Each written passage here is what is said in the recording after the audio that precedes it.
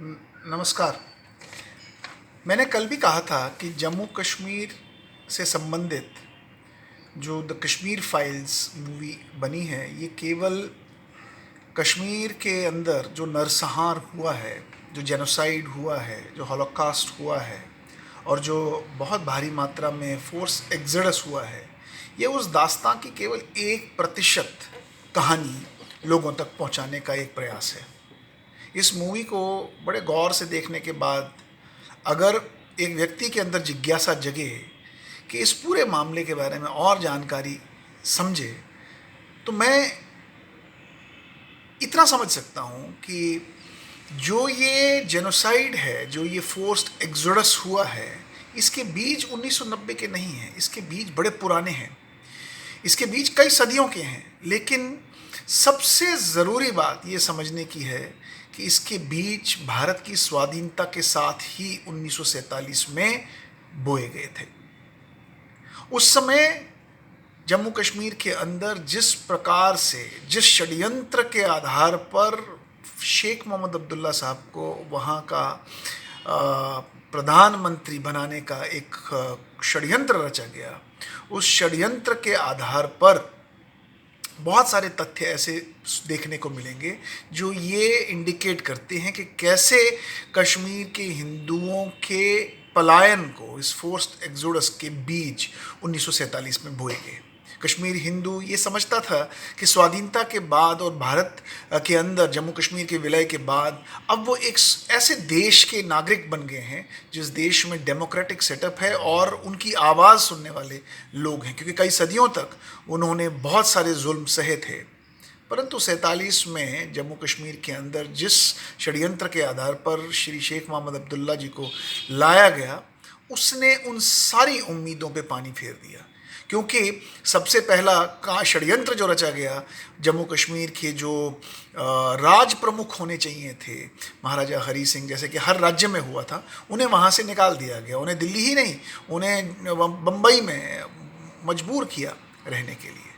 उसी के साथ जम्मू कश्मीर के अंदर जो प्रजा परिषद थी, उनके ऊपर कितनी प्रताड़नाएँ हुई।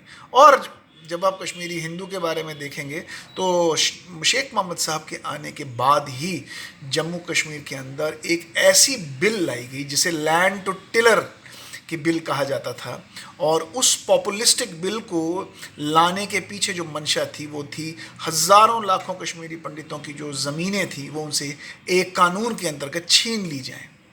और ऐसा ही हुआ, उनकी ज़मीनें उनसे छीनी गई, और छीनी ही नहीं गई, उसका उचित मुआवजा भी उन्हें नहीं दिया गया। और इस बात का एक संदेश पूरे समाज में चला गया कि उनके साथ किस प्रकार की परिस्थिति आने वाले दिनों में होने वाली है। और यहीं से कश्मीरी पंडितों का पलायन जम्मू कश्मीर से होना शुरू हो गया। और ये बहुत अच्छी तरह से अनब्रेकिंग इंडिया जैसी पुस्तक, माई फ्रोजन टर्बुलेंस इन कश्मीर जैसी पुस्तक में इन चीज़ों का विवरण आपको मिलेगा। और अनब्रेकिंग इंडिया ने तो इसे एक शब्द, एक टर्मिनोलॉजी दी जिसे कहा क्रीपिंग एक्सोडस। ये क्रीपिंग एक्सोडस 1947 से ही जम्मू कश्मीर के अंदर शुरू हुआ, जो 1990 में एक भयानक रूप के बनकर हमारे सामने आया। 1947 के बाद इस लैंड टिलर एक्ट के आने के बाद हिंदुओं का पलायन शुरू हुआ, परमेश्वरी का कांड हुआ, उसमें कितने हज़ारों हिंदुओं के ऊपर अत्याचार हुआ। उसके बाद जब हम इंदिरा गांधी जी की हत्या हुई, उस समय कश्मीरी हिंदुओं के साथ किस प्रकार का व्यवहार किया गया।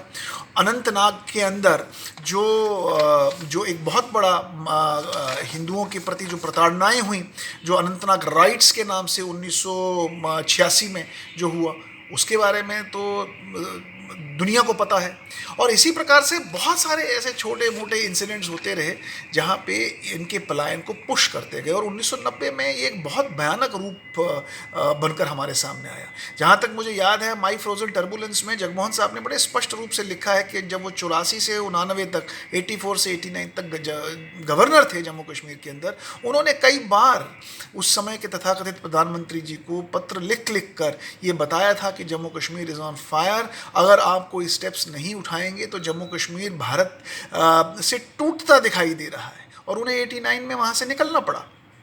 और उसके बाद दोबारा जब वो 90 में आए तो 17 जनवरी 1990 को उनका शायद आगमन जम्मू कश्मीर में हुआ, और 19 जनवरी को तो एक बहुत बड़ा तांडव जम्मू कश्मीर के अंदर हुआ, जिसने final nail in the coffin जिसको हम कह सकते हैं, ऐसा जम्मू कश्मीर के अंदर हुआ। और रातों रात लाखों कश्मीरी पंडितों को निकलना पड़ा, क्योंकि हर हर हर आंगन से, हर मस्जिद से, हर घर से एक ही आवाज़ निकली, रलिव सलिव या गलिव, या तो मिल जाओ, या तो भाग जाओ, या तो हम तुम्हें मार डालेंगे।